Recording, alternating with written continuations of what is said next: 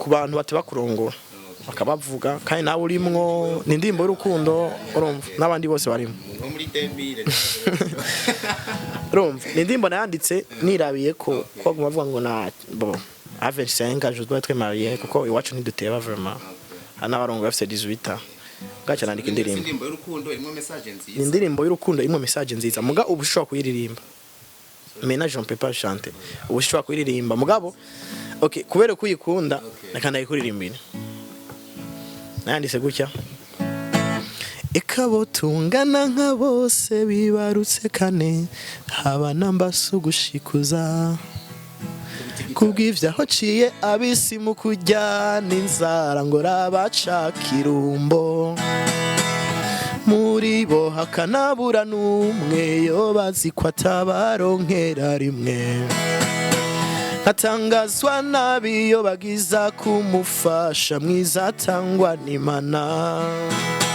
mukungira ikiyago bagasiba kurima nkigira nyamurage akabigira kabisi kajimboga karitse nibihose biraryoha Pajo aha try to go straight aha nta mitego irimo navuze ku ruhande rw'iwawe kumye kuri croyance ufise naho usenga umukobwa yambaye ipantaro I'm sorry ikibari kuri jewe ugutahura kwiwawe reka ofete sindi umukobwa nje n'umuhungu urabitse reka basi mbazi jipo ivyo amapantaro y'abakobwa tuvyihoze mbazi jipo basi muri profane aho naravuyeyo sinzosubirayo sivuga ngo inyuma ni habiriye bo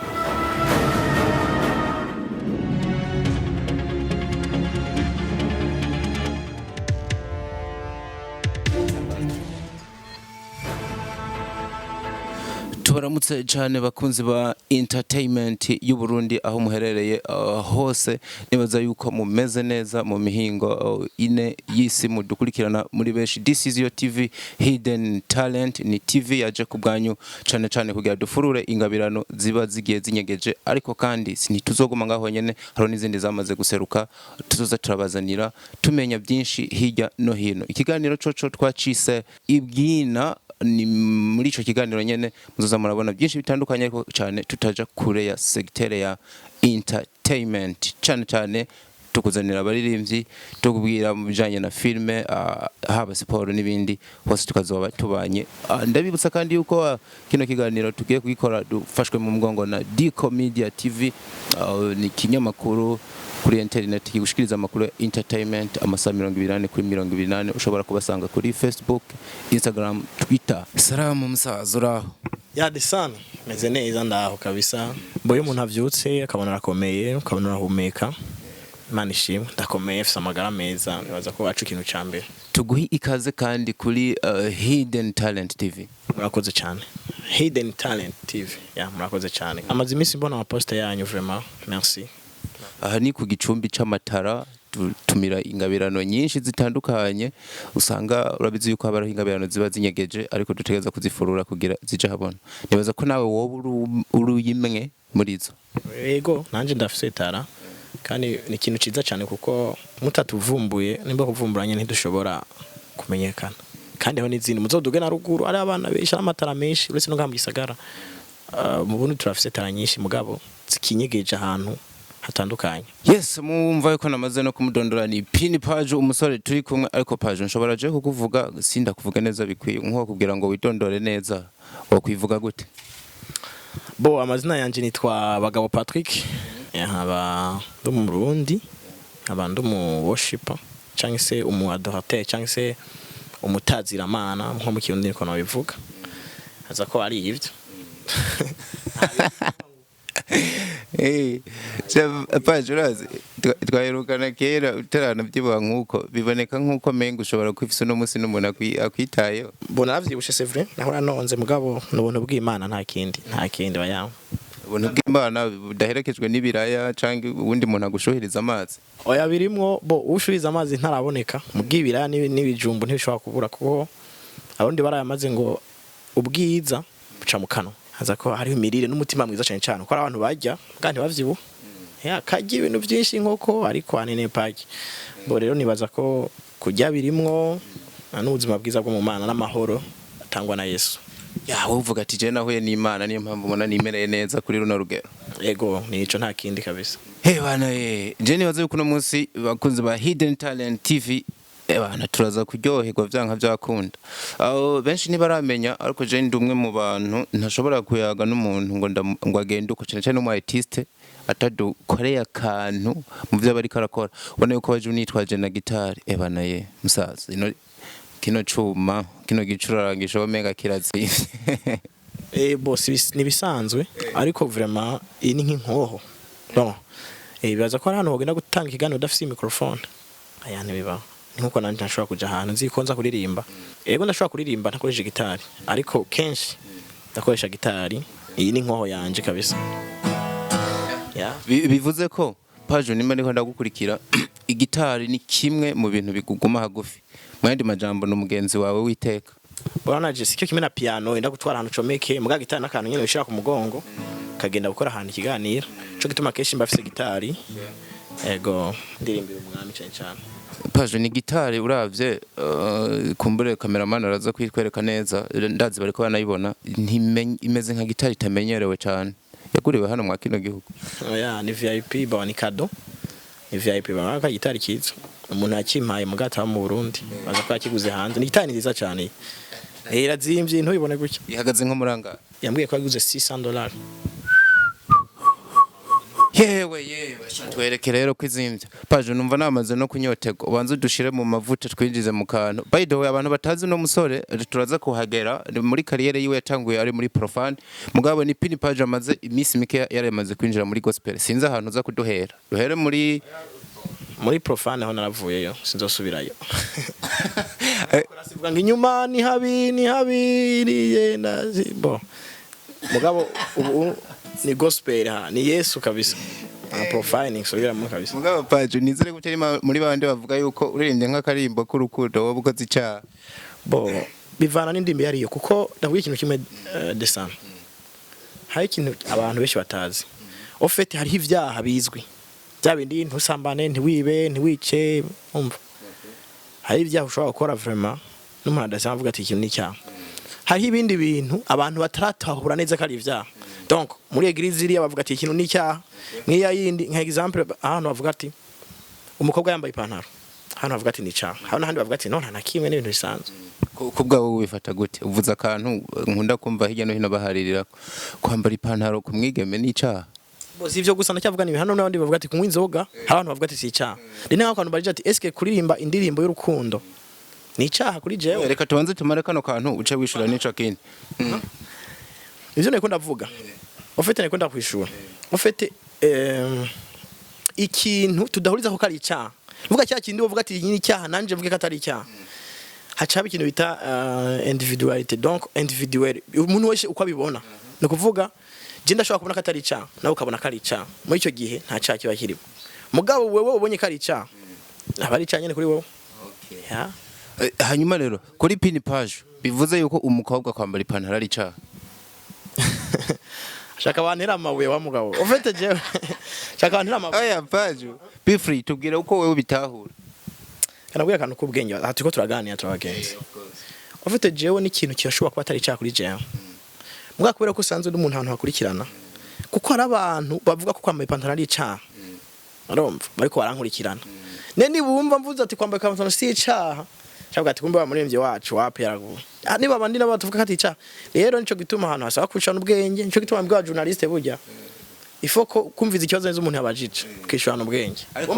Pajo try to go straight nta mitego irimwe navuze ku ruhande rw'iwawe kuri croyance ufise naho usenga umukobwa yambaye icyaha ipantaro I'm sorry ikibari icyaha kuri jewe ugutahura kwiwawe.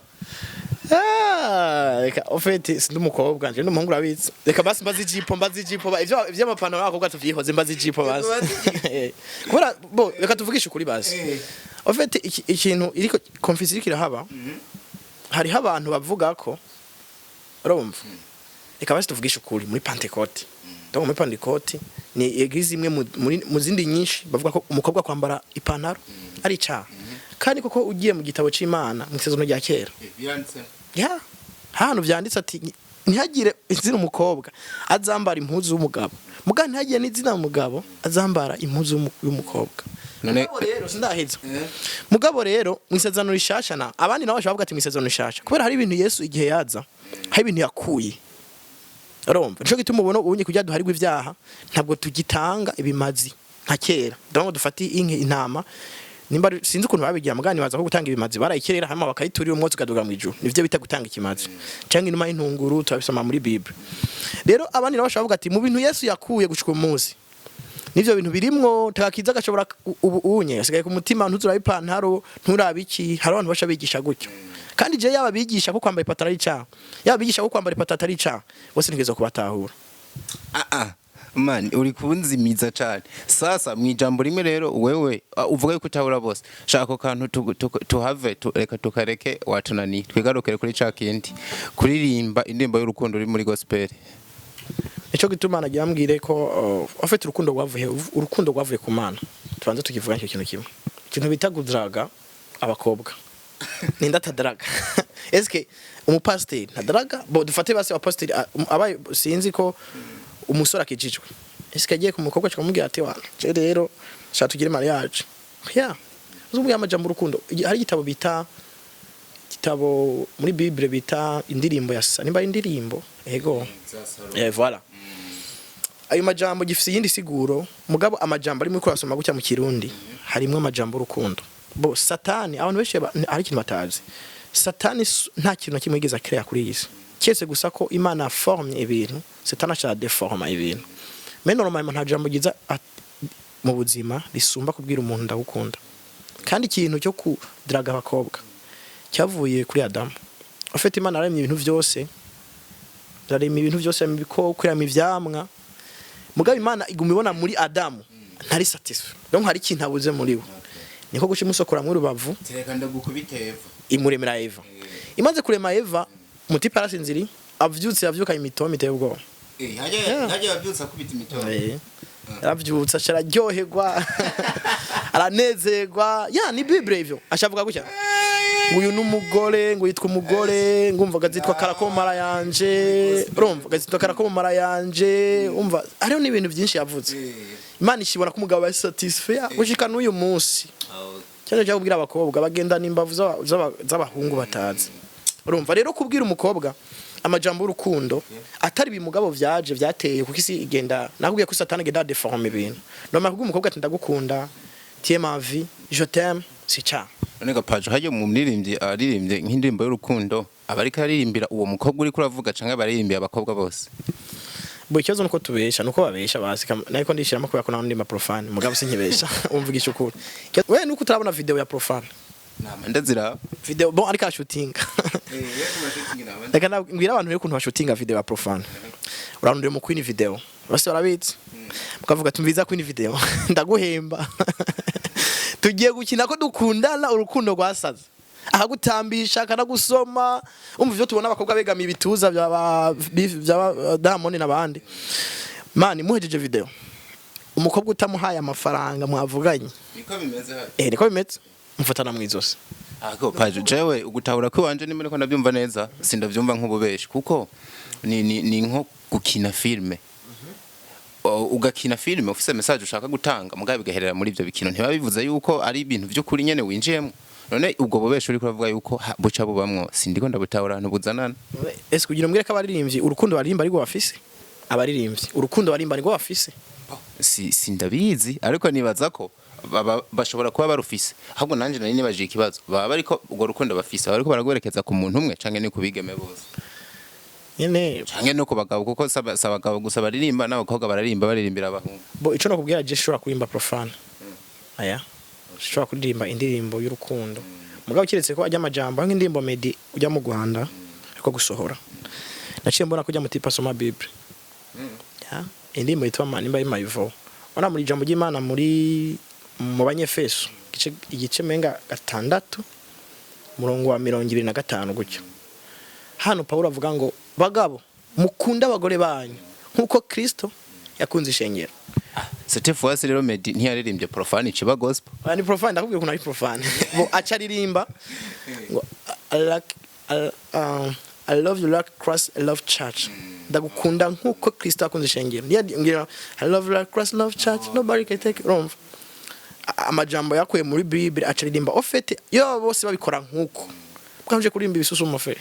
Mbega Pajo urumva yuko urumva yuko hari ukuntu profane nanyo nushaka kwikanga menga yabaye gospel. Je nibaze yuko byose bimatanye no gutanga ubutumwa bwiza canke message. Gospel no gutanga ubutumwa bwiza.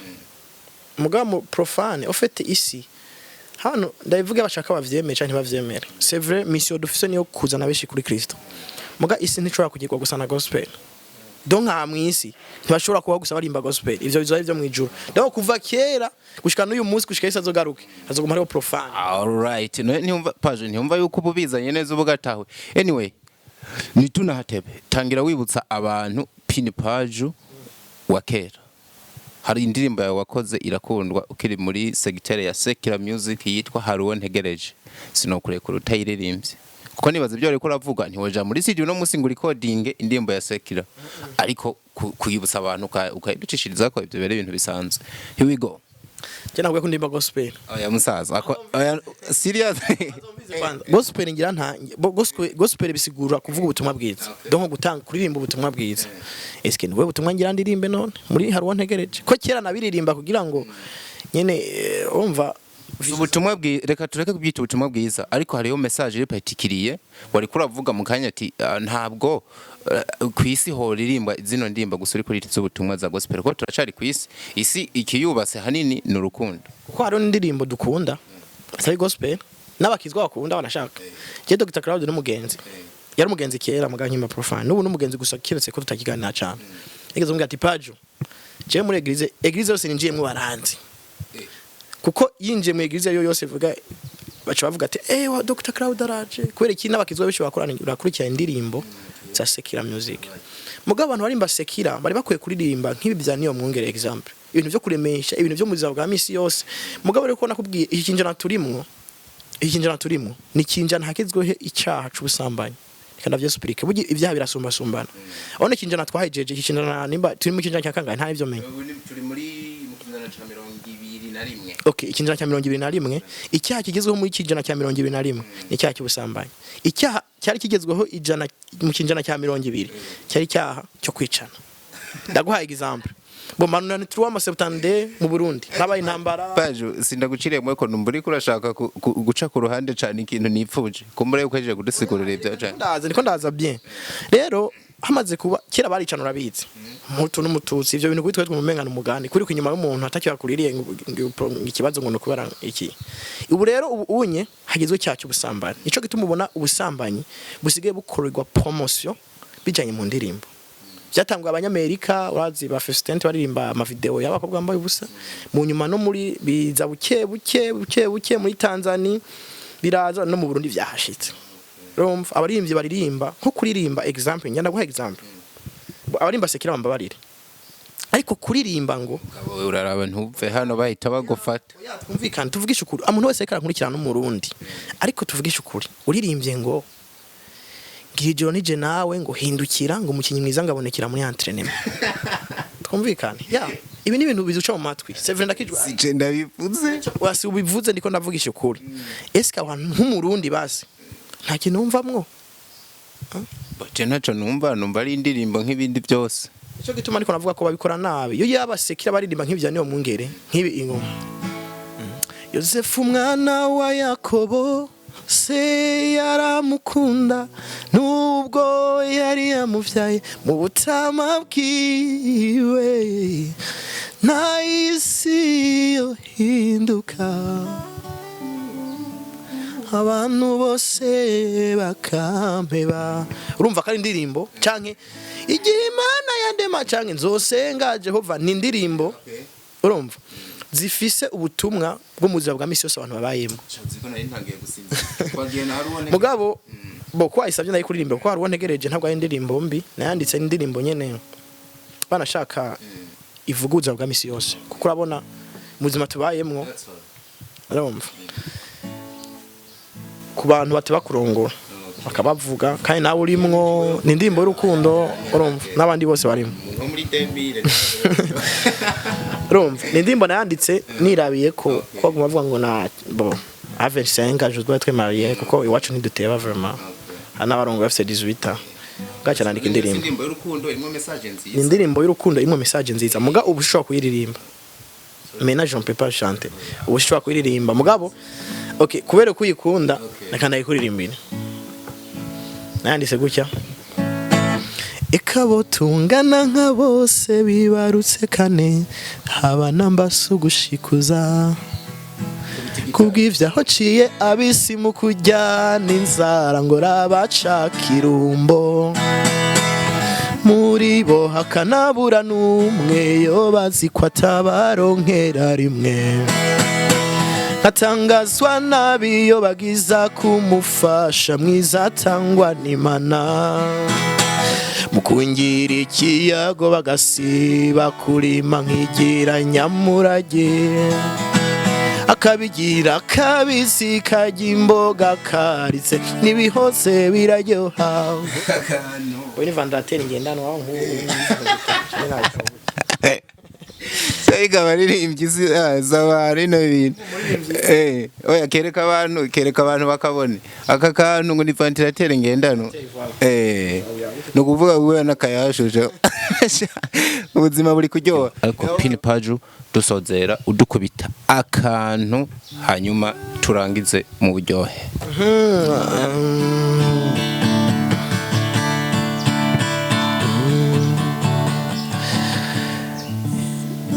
mbega urukundo kw'Imana yacu ngo ruharuse rangurika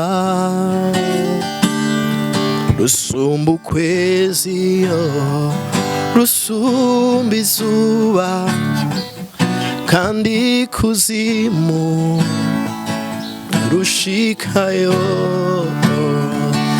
watumye Yesa za mwisi yacu widuha tuhure mbere na wamwa na wicangasiyo watumye samwa kia murakoze cyane.